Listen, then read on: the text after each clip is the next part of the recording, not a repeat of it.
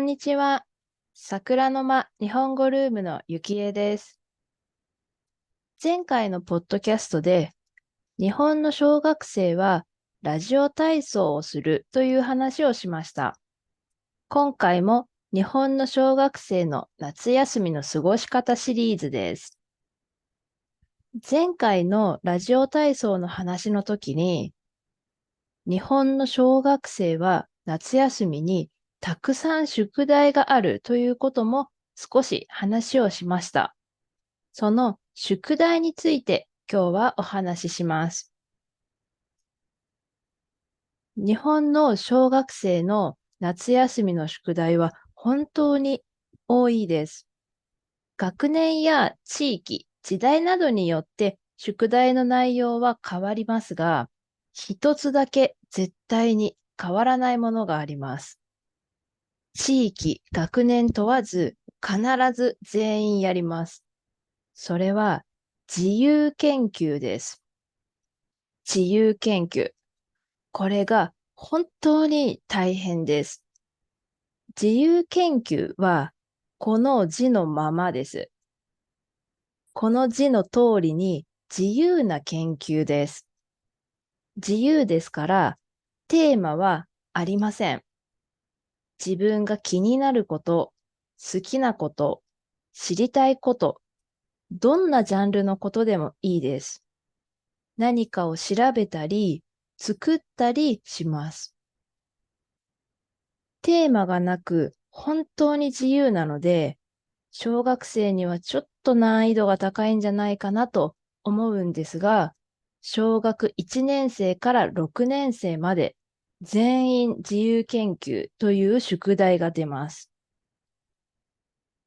もちろん宿題ですから、子供がやらなければならないですし、最終的には子供がやるんですが、どんなテーマでどんなことを研究するかというのは、親が考えていることがほとんどだと思います。実際に私がやった自由研究を話しますね。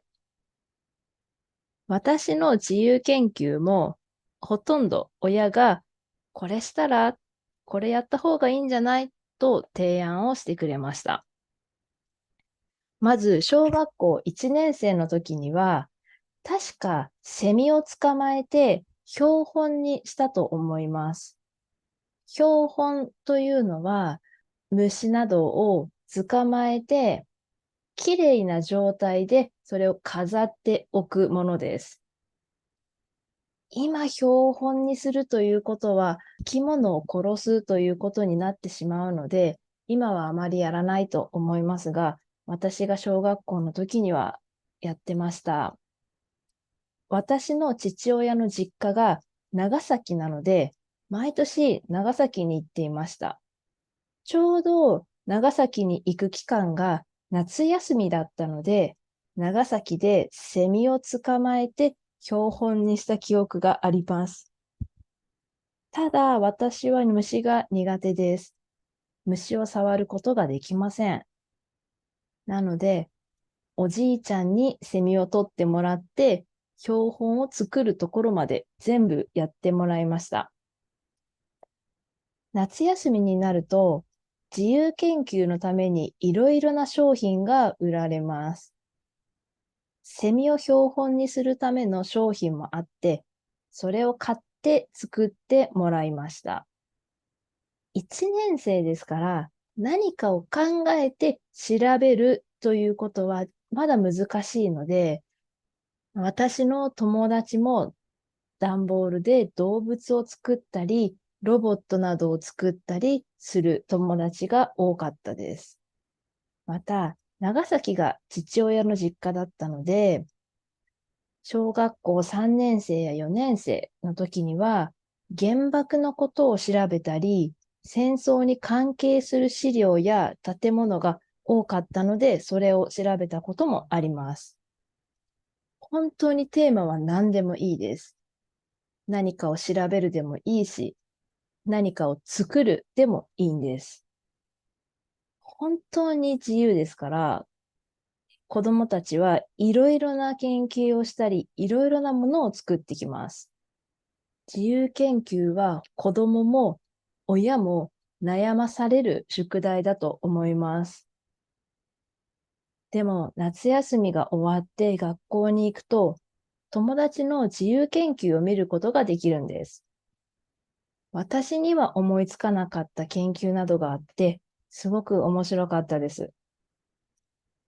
今はショッピングモールや地域などで自由研究のためのワークショップがあったり、簡単に自由研究ができる商品も昔よりはたくさんあります。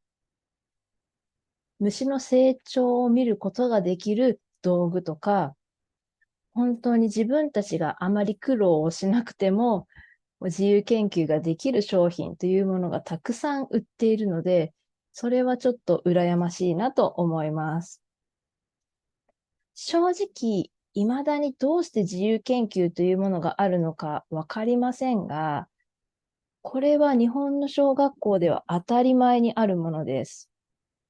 テーマの範囲が広すぎるんですが、もしかしたら子どもたちの想像力を伸ばすためかなと思います。私の時代は一クラス40人近くいたので、先生も自由研究を見るのが大変だっただろうなと思います。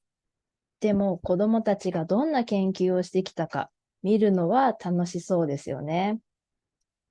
もし皆さんが自由研究をしなさいと言われたら、どんなテーマを研究しますか？それかどんなものを作りますか？私は今なら世界の文化の違いとか、世界の人口ランキングとか、そういう世界のことを調べて自由研究をするかもしれません。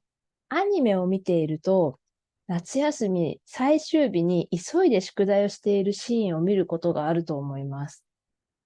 あれは本当です。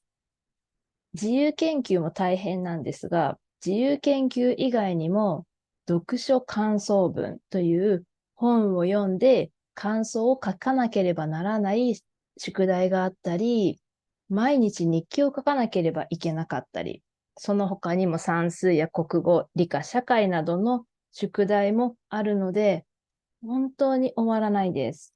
毎日少しずつやりなさいと言われていたんですが、できないんですよね。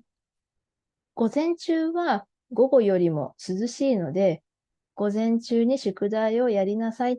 そして午後から遊びなさいと、私も他の友達も親や先生によく言われていたんですが、やる気が出ませんよね。宿題はやりたくないことなので、なかなかやる気が出ず、結局最後の方になって急いでやることになってしまいます。